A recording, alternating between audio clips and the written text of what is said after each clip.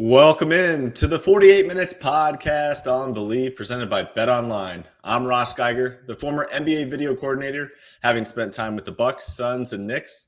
And I'm joined alongside Bruce Bernstein, our four-time Emmy Award winner who spent more than 3 decades at ESPN, producing NBA shows, SportsCenter, and soaking up knowledge from the best hoop analysts in the business. And we're also joined by the 2-time Emmy Award winner, Michael Worldby Freer, who is a senior writer at Stat Factor, specializing in writing advanced statistical NBA reports for various announcers across the league.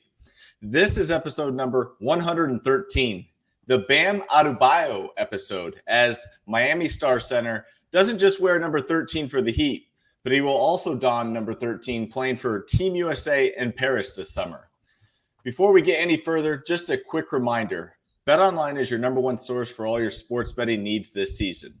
From baseball, golf, soccer, right up to the top fights in UFC, MMA, and boxing. Every stat, every matchup, and even live odds and spreads while the games are being played.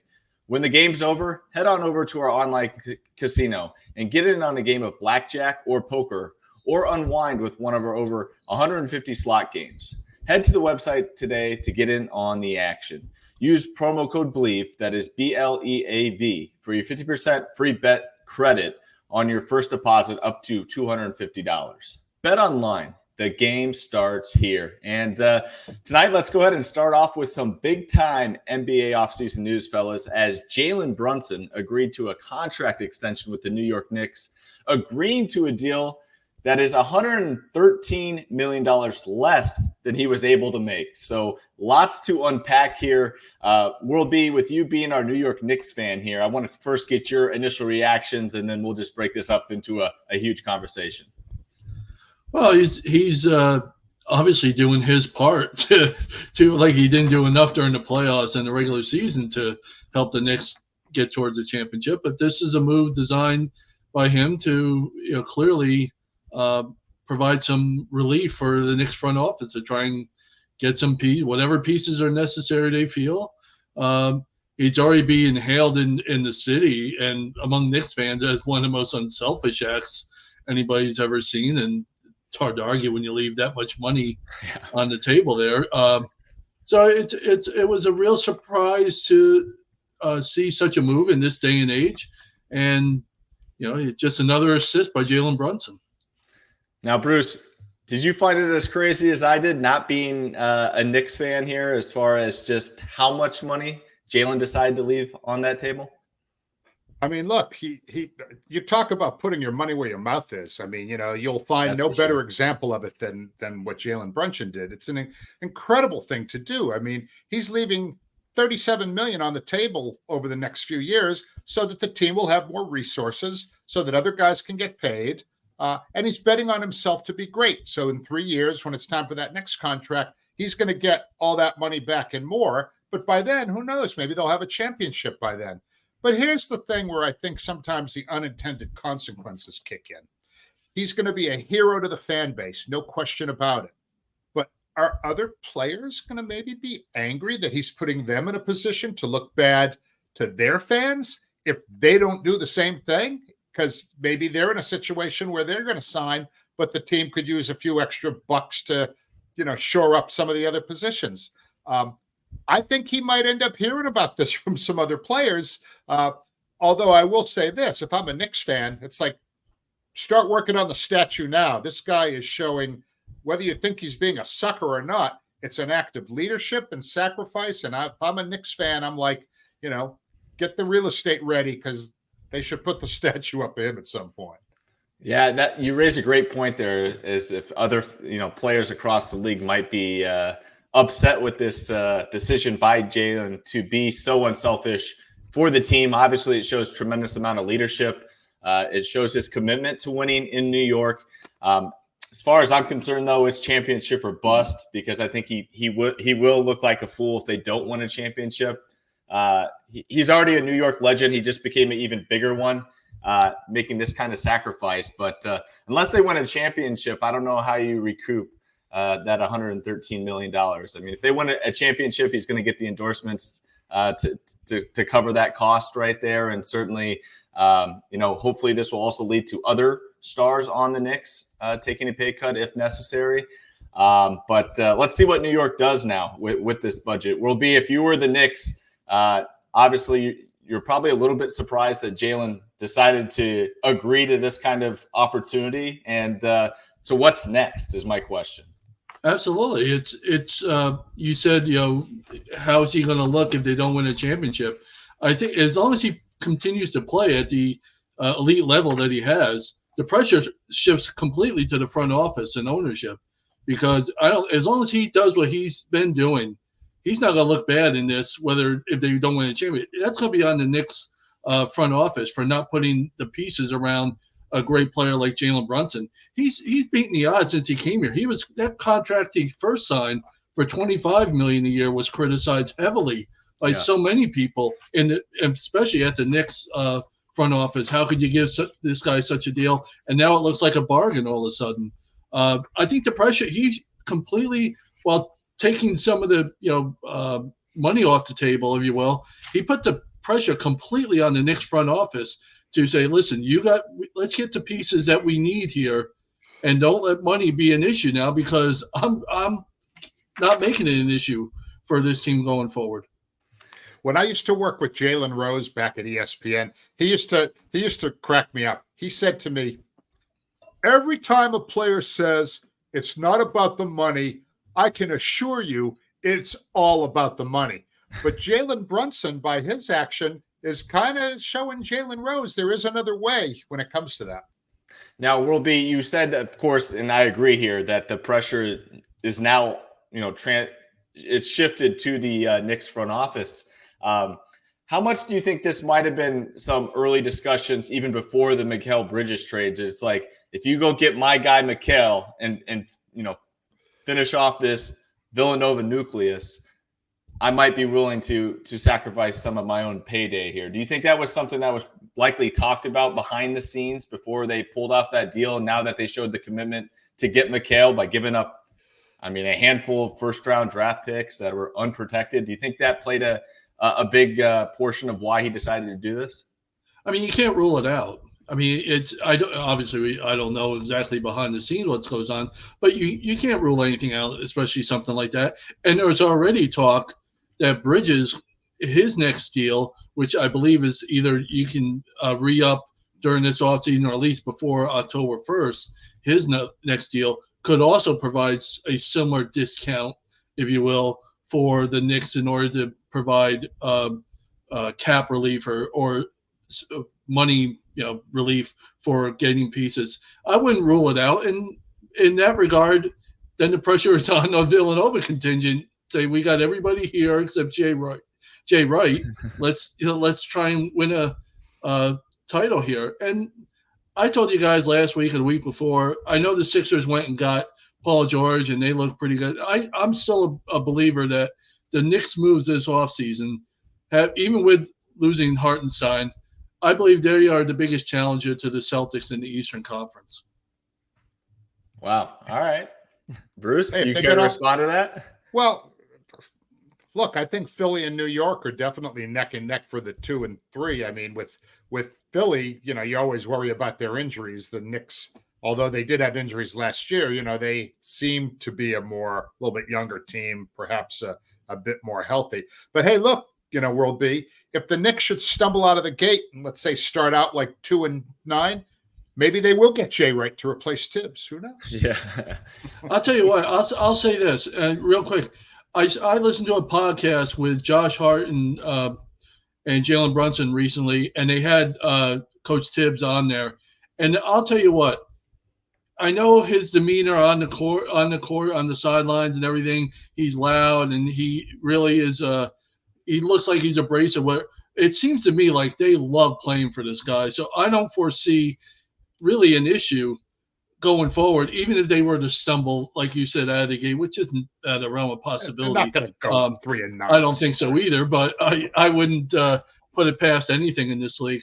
But I don't think it would be an issue as far as Tibbs go. I think he has the respect of the players, and which is goes a long way. I think Philly has the same thing with Nick Nurse too. So I don't think there's any real advantage as far as that goes. I'm with Bruce as far as between the two of them. I think the injury factor the possibility for me in Philly just outweighs it in than New York, which is a deeper team if you want to go 10 deep or whatever. They're a much deeper team right now than the Sixers. I think we got to give a lot of credit to Thibs because I don't think he's changed his coaching philosophy at all.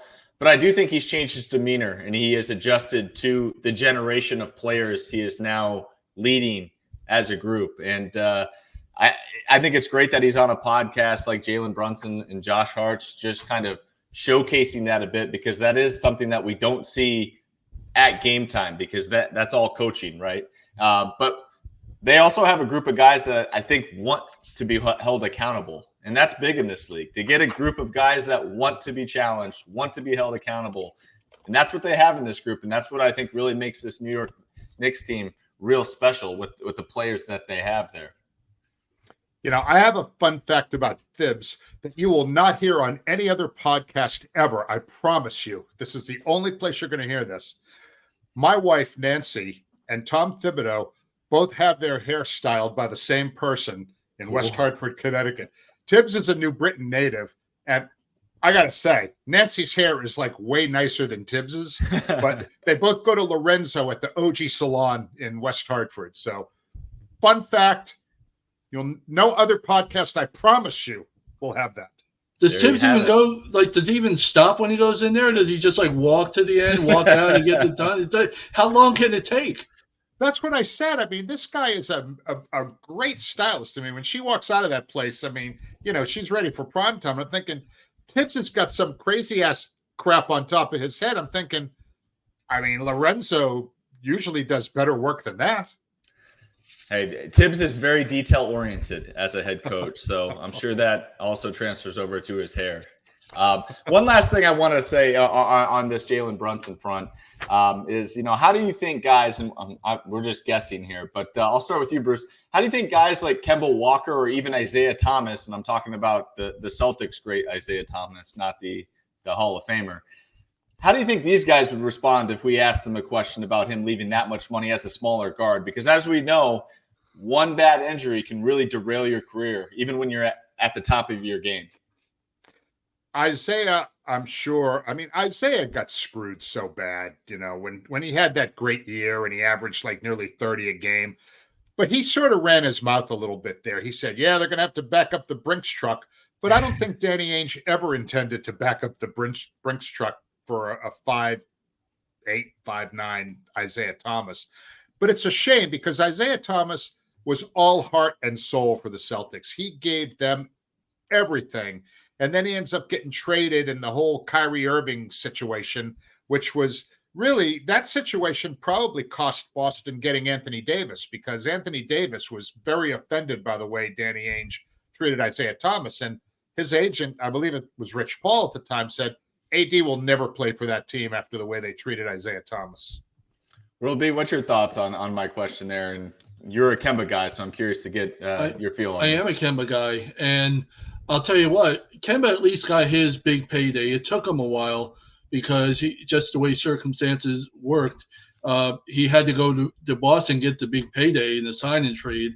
But at least he got his. But you're exactly right that nobody put it out on the line more than Kemba Walker did for the Hornets, and it really eventually ruined his career just because of all the injuries after he left. I mean, he was beat up by the time he was done in Charlotte, and I'm glad he at least got his big payday that he had been waiting for. We've been waiting for him to get it. I wanted to see him stay in Charlotte, but I knew they did him right. They got a sign and trade. They got him his big payday.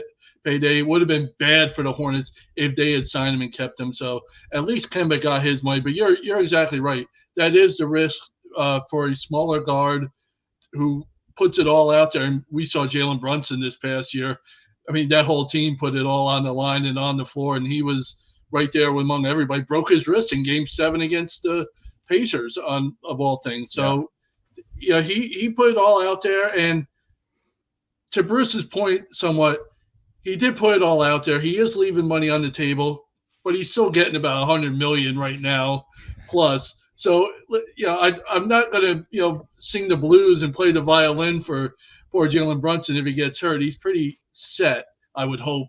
Yeah. But yeah, it's a big risk still to leave that much money on the table. And as we talked about, a couple of years from now, when he signs the extension, I mean, we could be looking at $300-400 million on his next deal based on the way things work out here. So there is that risk for even bigger payday going off the board. Now, staying on the free agent topics here, I wanted to get your guys' feel on some underrated free agent signings that you've seen taking place here in the offseason. And I've got a couple names written down here. And Bruce, why don't you start us off with a name that you've picked? I really like Denver signing Dario Saric, 2 years, $10.6 million. $5.3 million a year for 2 years. Dario Saric, not a big gamble. He's had some injury issues along the way, but he's still a pretty solid big who can, eat some minutes for you on a team that really, seems like they could use a little bit of front court depth. Yeah, and it seems like this summer he's ate a few punches in a bar fight in Greece. Not sure if you guys caught the video of that, but him and Ivica Zubac got into a little altercation in a bar in Greece a couple of weeks ago, I think it was about a week ago now. So I think that's a good signing, and they're going to need him with some injury news that we're going to talk about a little bit later. World B? I put a couple down here, but I'm going to limit it. It wasn't necessarily a free agent deal. It was a sign and trade for one of them. Buddy Hield going to the Warriors. I know it's a name, but it's not the glamour name that we saw in this offseason. Kind of under the radar at the end of the day. And DeAnthony Melton going to the Warriors as well. Those two kind of, to me, offset losing Klay Thompson. I know it's a big name. Klay is the big name connected with the Warriors now that he's gone to Dallas. But I think those two coming in are going to do a really good job keeping things, the ship from just, they're going really under, if you will, in Golden State. I think those two will do a good job. They both are great perimeter shooters still. DeAnthony Melton's got to get back to where he was a couple years ago. He wasn't great, but I think Buddy Hield did a really good job shooting the ball with Philly. It was just very quiet. You never know he was on the court, but he still can light it up from 3-point range, and that'll be key for that team. Yeah, I'm really looking forward to seeing Buddy Hield in a Warriors uniform, especially with Klay departing town, because Buddy Hield kind of always reminds me of a shoot him while you got him type guy. If he's got a shot, he's shooting it, and I could totally see him going in there with the mentality of like, I can do what Klay does. I'm just going to replace Klay here. And at this stage of the career, of Klay's career, Buddy Hield can absolutely do what Klay does now, because Klay, that's basically, we talked about last week, that's basically what he's left doing. He's a spot up shoot 3-point specialist right now, which is what Buddy Hield's been his whole career. Yeah, and we saw him absolutely go nuts in a playoff game earlier this year. Came off the bench and threw in like 26 points or something and a half or something crazy like that. So, streak shooter can win you a game. Probably won't shoot you out of any games. 40% for his career from 3-point range. He's been around for a while, and that percentage has never really gone way down or been way, way up. It's been a steady 40%. That keeps you around this league. No doubt about it. Now, for my two players, I picked two guys with two teams involved that don't have a lot of cap space. I think two teams got real creative here and picked up some sneaky good free agents here that are under the radar. Number one being Mason Plumlee, signing with the Phoenix Suns. I think this is a very solid upgrade over last year's backup in Drew Eubanks. Plumlee has experience playing around star-studded groups. Of course, he most recently played with the Clippers, but he also previously won a gold medal in the FIBA World Cup, and he's comfortable starting or coming off the bench. That's something that Eubanks was not comfortable doing. Eubanks was always a backup center, and in the games that he started for Phoenix, didn't really look too comfortable. That's something that's not going to fluster Plumlee at all, and he's a much better rim runner as well. He can run the floor. He can pass the ball a little bit. I'm really looking forward to seeing what Plumlee can do in the Suns offense. Now, the other one is Taurean Prince signing with the Milwaukee Bucks. It's far from a sexy signing, but Prince is a significant upgrade, if you ask me, over Malik Beasley. While Beasley might be able to provide some more upside as terms of optimism of what he could maybe become, I think Prince is a savvy, experienced vet who understands his role. and what he's being asked to do, why he's being brought into the Bucks nucleus, and that is to defend and to knock down open 3-pointers. Both are things that we saw him do with the Lakers last year as he played with another star-studded team with LeBron and Anthony Davis. So to come over and play with Damian Lillard and Giannis, I think he's going to fit in real nicely there and could be a significant upgrade over Beasley and something that they were missing last season. Shot the ball really well for the Lakers too, from the perimeter, almost 40% basically. So yeah, he can knock it down. And I agree with you. Milwaukee needs depth. If they among the many things they need depth, and he should do a good job providing that. One other quickie little thought. I really like Paul Reed going over to Detroit. I mean, durable, big off the bench, played all 82 games last year, professional guy on a young team. I think that'll be a good pickup for Detroit. I would agree there. I like basketball Paul, and I think with Detroit, he can bring some veteran leadership to a younger group that's going to definitely need it. Now we're going to take a quick break here, and when we come back, we're going to discuss some of the action going on in Vegas with Summer League.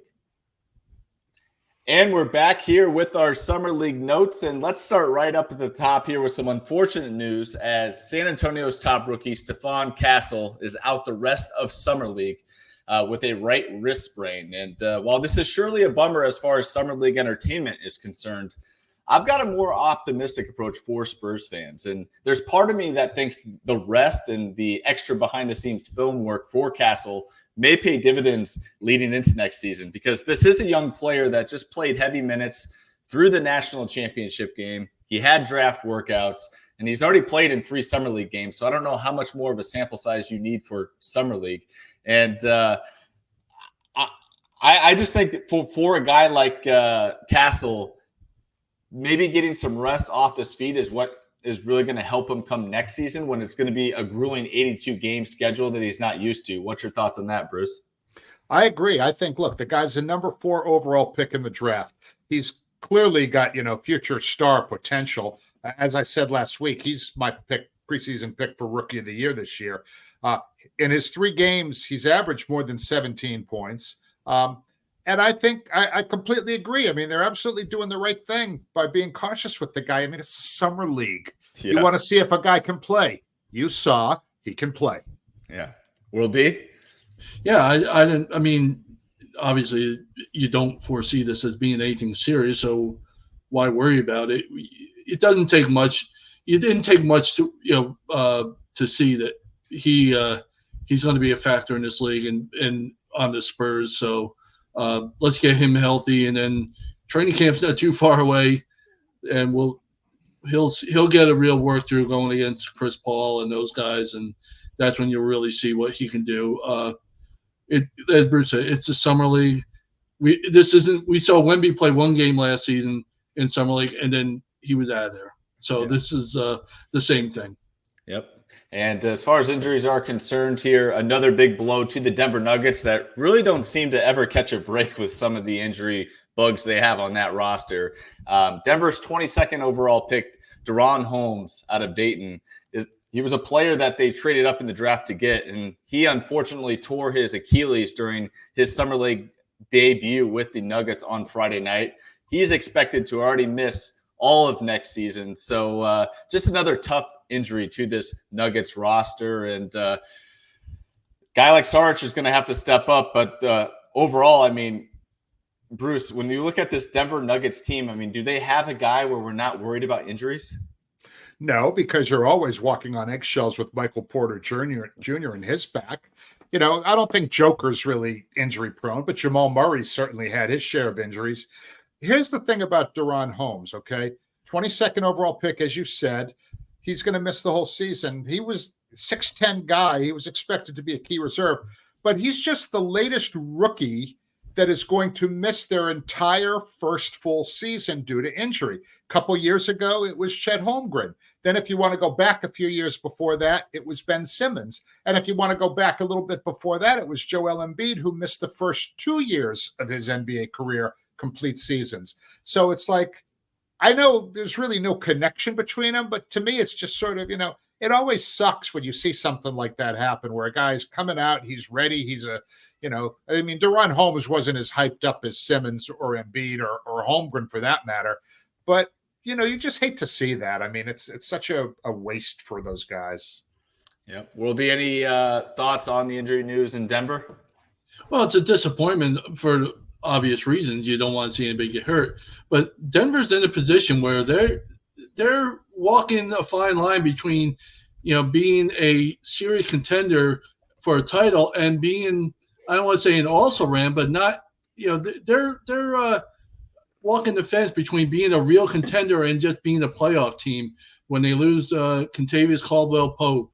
Mm-hmm. And now you had this guy that was supposed to come in and be a part of rotation. There was a lot of question marks surrounding this rotation suddenly that they didn't have heading into last season. They had a starting five. We knew who they were. We knew they were going to play a lot of minutes. They played the most in the league for any five-player unit. So we know what we had with them. Now all of a sudden we don't when it comes to Denver, and that's they still got Joker, and it's pretty good to start with. Yeah. But the pieces are starting to break away from this team. And in that conference, it may not take much to all of a sudden fall into the middle of the pack in that conference. No doubt. And I started our Summer League notes here with two negatives. And this next one's kind of a mixture of negative and positive. And that is Bronny James in Vegas. He has certainly been attracting large crowds for games. And so far, he's also provided very disappointing shooting displays. But Lakers fans have notoriously always traveled well for Las Vegas Summer League, and it's pretty wild. I'm not sure if you guys have seen the video, but it was a packed house for Bronny James' first game in Vegas, and then a much emptier arena for the game that followed, which was the Hawks-Wizards game that featured the number 1 and number 2 overall picks. So pretty crazy just to see the masses show out for Bronny James, and unfortunately, he hasn't put on a show quite yet. What have been your thoughts on that, World B, as far as Bronny James suiting up with a Lakers uniform? Well, we talked about last week how because he was doing such a good job defensively that there was going to be a potential to be in a part of a rotation for a few minutes a night on this roster in terms of being able to play defense. But the fact is, if you can't shoot in this league the way it is now, you're really not going to get on the court for that long. I don't care what your name is, what your last name is. You're not going to risk a chance to win games by having Bronny James on the court shooting 0 for 8 from 3. Now, he's never going to get that many opportunities in a regular season with the Lakers to shoot it, to throw up 8 bricks. But you're certainly not going to get on the court that much chance to show it if you can't shoot the ball better than that. It's just as simple as that. Bruce? Are you sure about that, World? I am sure about it. His father does own the team, I don't care. It's fine and dandy until you start throwing up brick after brick, and then maybe he can get on the court, but he's going to be under orders. Under no circumstances do we want you to shoot the ball. Just stand there, hold the ball, let your dad come and take it out of your hands, and then you'll see on defense. Yeah. That's the best I can do. Seth Greenberg said on ESPN that we need to stop evaluating Bronny as if he's a lottery pick, which I think is a good point. I mean, he's getting this outsized amount of attention for a number 55 guy. Now, Lakers coach J.J. Redick compared Bronny to Lou Dort of OKC as a perimeter defender who has the capability of, blowing up plays by opposing guards and stopping them from starting their offense. And, Dort, made his mark in the league due to his defense. But he eventually became a credible three-point shooter. I mean, last year he made more than 39% on his threes, but that was his 5th season, and he came in, kind of at the same age as Bronny. I think he's like 24, and he's played 5 seasons. So if Bronny has a career like Lou Dort, I would say that would be a really successful number 55 pick for the Lakers. By the way, the one thing this does, it's been taken away somewhat from the Lakers' real prize rookie there, and that's Tennessee Dalton Knecht, who has been really impressive so far in the Summer League. And I don't want to say it's taking the attention away from him, but we're talking about Bronny James, and all of a sudden this guy's putting 25 on the board. He's the guy that's going to be in the rotation this season, if he plays the way he looks like he's capable of. He was clearly the best shooter among the prospects coming into the draft, or we were told, and he so far looks like it. If I'm Connect, though, keep the attention on Bronny. I'm enjoying this, not having the pressure of the LA market with all eyes on me. Hey, we drafted you to shoot. Obviously, he's had some good shooting games, but he's also had some poor ones, and we haven't really heard about those yet. So he might need to send a thank you card to Bronny. Hey, just keep taking the attention away from me and let me figure this thing out. Now, as far as good shooting is concerned, and mostly on the positive side here, or I should say definitely, Reed Sheppard absolutely dazzled in his Houston Rockets debut. He had 23 points on 9 of 17 shooting, including 4 of 6 from downtown, to go along with 4 rebounds and 5 assists. He had some viral plays on Twitter that night with his show and go moves. And I was one of the doubters of Reed going top 3. I just didn't see him potentially being this good right away, but he's proven me wrong here early. And Bruce, what's been your thoughts on Sheppard's presence with Ime Udoka's Houston Rockets? Well, look, I mean, I think they're really building a pretty exciting core there. I mean, look, he in his game on Monday night, which, we're taping this Monday night, he had 15 points on Monday night as well. So, so that's 37 points in 2 games for Reed Sheppard. That's good stuff.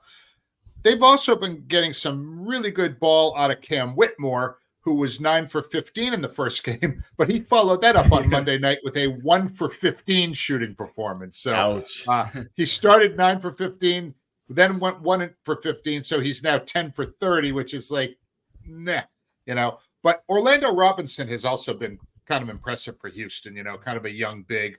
He had 22 and 15. He was a plus 31 against the Wiz, which probably is a useless number. It's the Wiz. But he had 13 and 8 on Monday. So when you take these 3 young guys and you put them with some of the guys that were already better known names, I mean, Houston looks like a team you're not going to want to play. Yep. World B. Yeah, I'll tell you what, I was of the belief last season, show me with Houston. Everybody, a lot of players or a lot of people thought this is the team that's going to contend or be better or whatever. And I just said, well, let's see them shoot a little bit. They really didn't, and they kind of paid the price. They had some moments, but they kind of paid the price in the end. They were in the play. They were in the play-in hunt for a while. That they fell off the last month or so. This season coming up, I'm with Bruce. This is the team that is going to be very interesting going forward. They are on the rise, while some other teams, I'm looking at you, Golden State, and I'm looking at you, Lakers and Clippers, are looking like they're going down. So they have a chance with a young group and with a guy like Reed Sheppard, who I think looks good enough to say, let's it's almost to the point, all right, we've seen you play. You'll see you at training camp. But they're a team that's on the rise, I think. Now, Bruce, you teased us pre-show that you had a cool Summer League fact. So why don't you let us all in on the secret here? Rookie Adama Sanogo, the 2023 NCAA Most Outstanding Player for the University of Connecticut, had a near double-double on Sunday night. He had 16 points. Actually, he had an actual double-double. He had 16 points and, wait for it, 10 personal fouls in the game. In the Summer League, you don't foul out until you pick up your 10th personal. He fouled out. He had 16 points, 8 rebounds, and 10 personals. So that's my, Ernie Johnson Nito stat of the night. Nice. I love it. And moving along here to some more positive news, the Charlotte Hornets, they remain undefeated in Summer League games, moving to 4-0 with their latest victory coming on Saturday over the Knicks behind the strong play of who else? Brandon Miller, the former top pick for the Hornets, who scored 23 points, which included 5 3-pointers to go along with 8 rebounds. So World B, my question to you here first is the fact Brandon Miller's playing in Summer League. What are your thoughts on that, and how big is that for this young core moving forward, that he is open and competing during the summer like this? I don't know what it means as far as to the rest of the team that he's playing in the Summer League. That he's producing is impressive. but it's really a continuation of what he did at the end of the regular season. About the last half of the season, he was a 20-point per game guy for the Hornets, and he is part of the young core that they want to build on, along with LaMelo Ball, who I promise you is still in this league.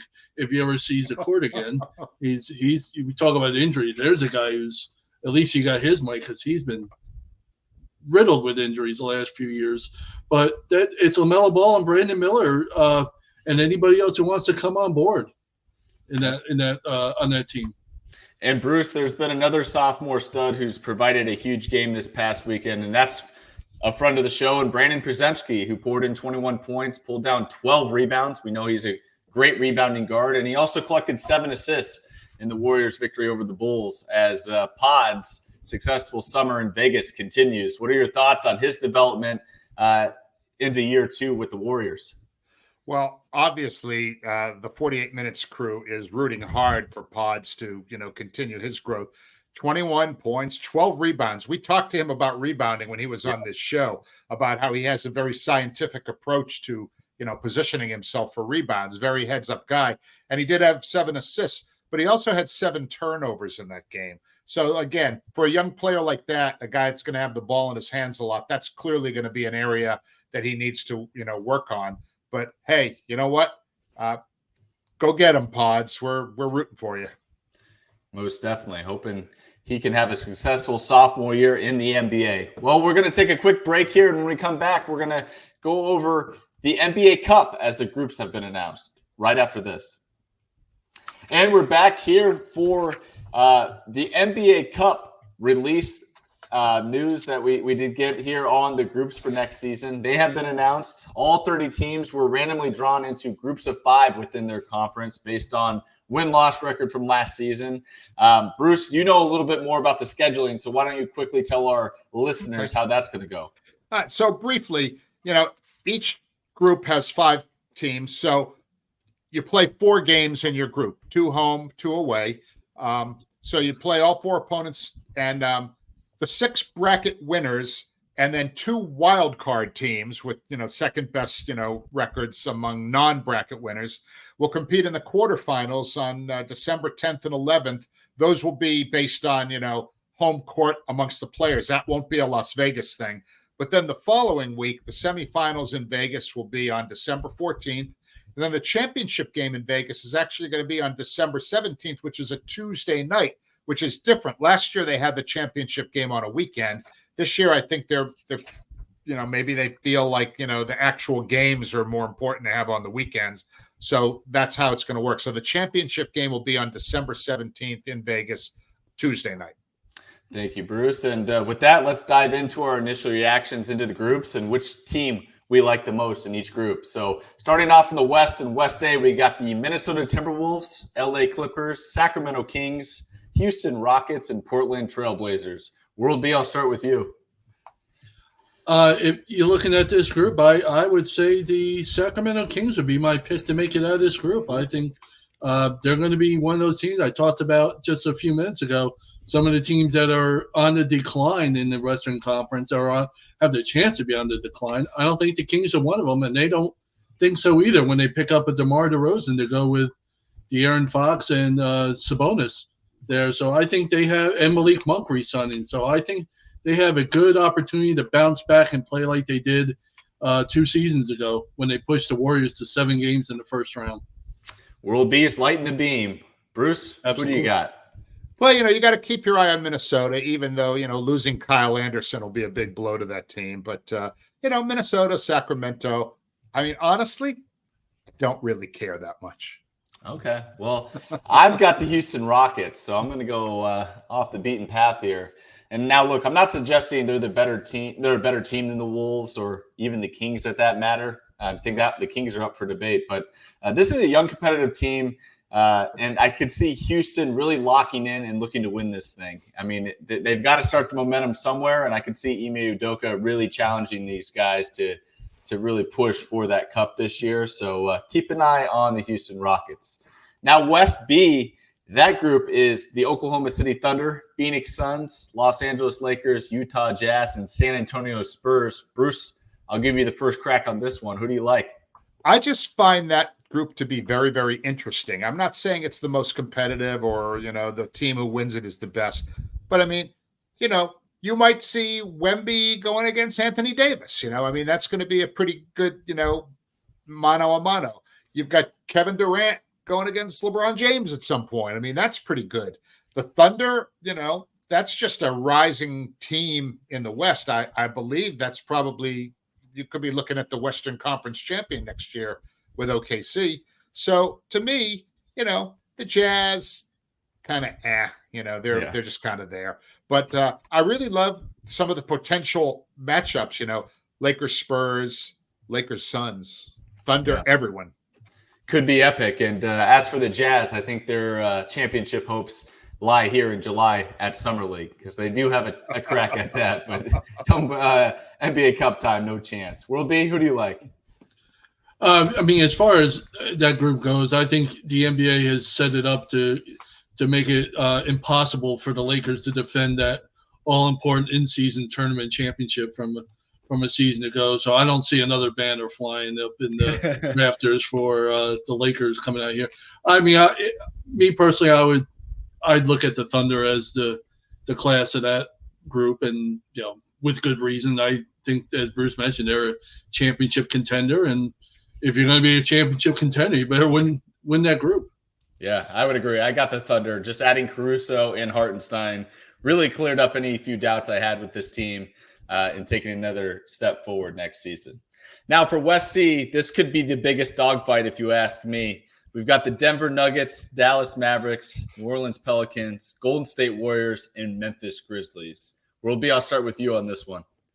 This is easily the toughest group out of all of the six in the whole NBA Cup. I don't think there's any question about it. You got the NBA champs from 2 seasons ago. You got the NBA finalists from the Western Conference last season. You got the Pelicans, who are a perennial 50-win team.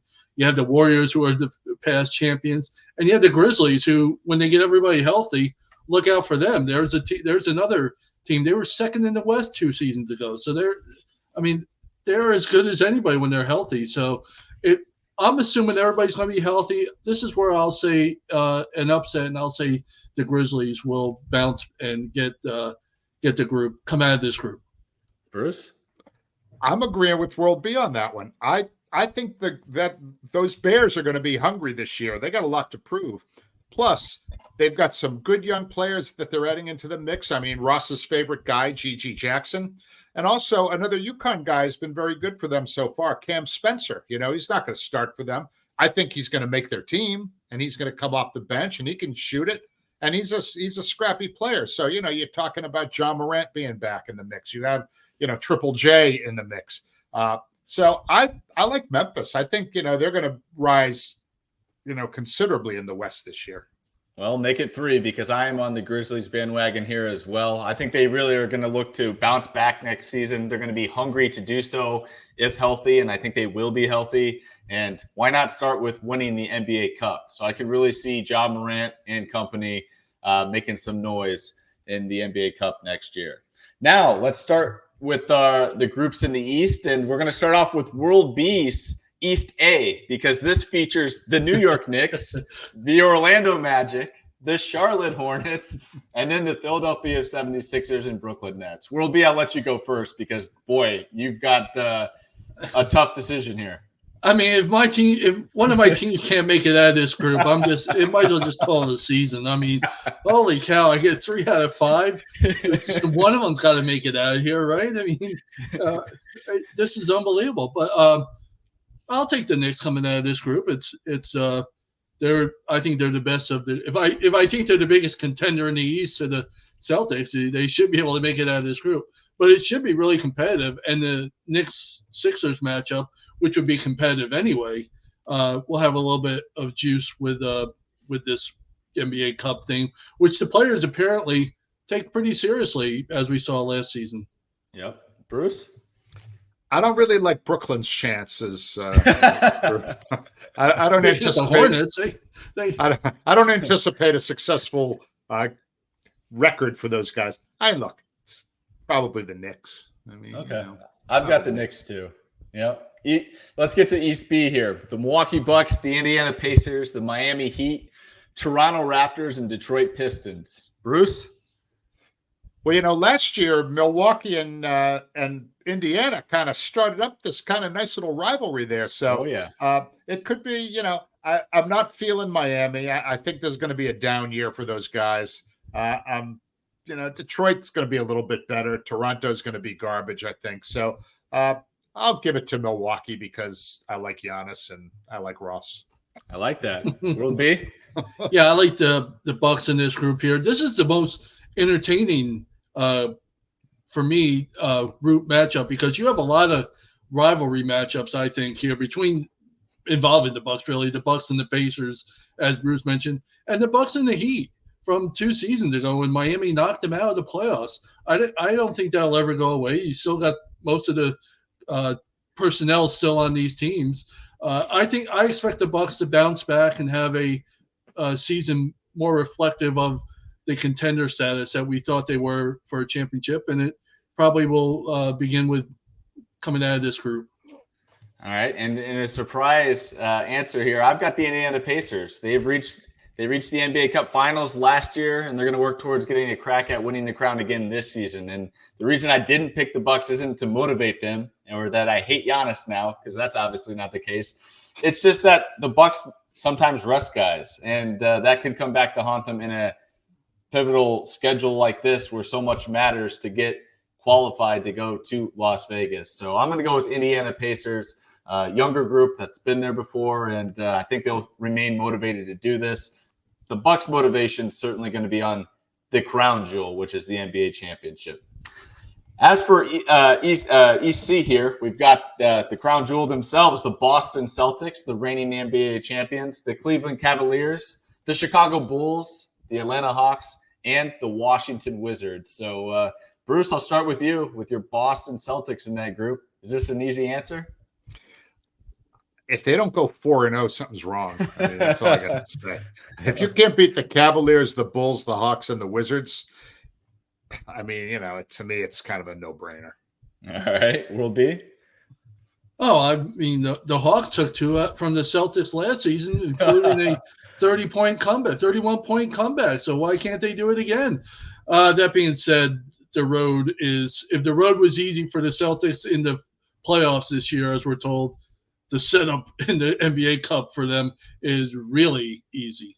Yeah. Well, the easy answer for me is the Boston Celtics as well. But I will say this, with the Cleveland Cavaliers, they've got a new coach in Kenny Atkinson who led a very competitive young Nets team during his last stint as head coach in the league. So having their sights set on an NBA Cup could provide them some strong momentum under their new leader. So keep an eye on them, but my money is on the Boston Celtics. I'm literally keeping one eye on them. That's it. I'm not keeping another eye on in this group.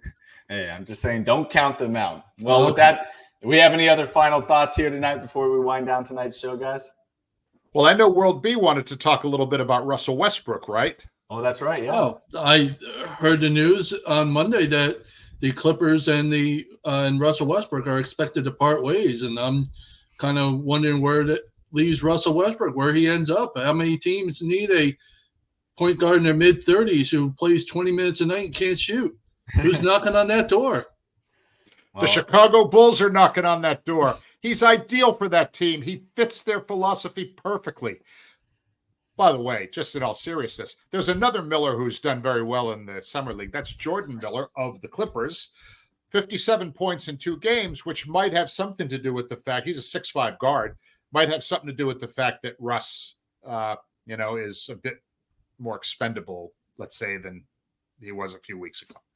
I think Russ went into the practice locker room and looked around and started seeing the names on some of these lockers, and Mo Bamba, Kevin Porter Jr. Oh boy, I need to get out of here. But it'll be interesting to see where Russ ends up going. I'm sure Chicago is going to be calling up Lawrence Frank and the Clippers saying, hey, we'll do a sign-in trade. You want Zach LaVine? We'll take Russ off your hands. Can you imagine Zach LaVine and 3 first-rounders for Russell Westbrook? Yeah. Can you imagine being a Bulls fan, going to the game, watching about 10 minutes of Josh Giddey shoot from the outside, and then have him sub out for Russell Westbrook. I mean, you thought the guy, who's your guy that went 1 for 15? That was Cam Whitmore. Cam Whitmore. You think that was bad? Watch these two, Giddey and Westbrook, try and match that in the first quarter. Hey, they could have some good competitive battles going for triple doubles, though. They play a game of horse starting in October and would end in May. And with that will do it for this edition of the 48 Minutes podcast on Believe, presented by Bet Online. Thanks for tuning in, and we'll be back with you next week to be sure you're up to date in 48 on all things around the association. Take care, everyone.